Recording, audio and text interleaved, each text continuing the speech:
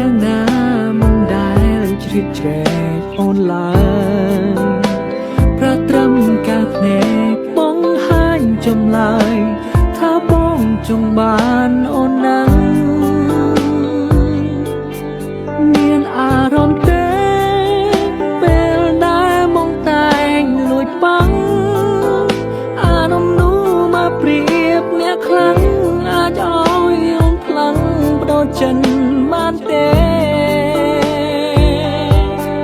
សំរំធ្វើមូលាលៀមបានទេ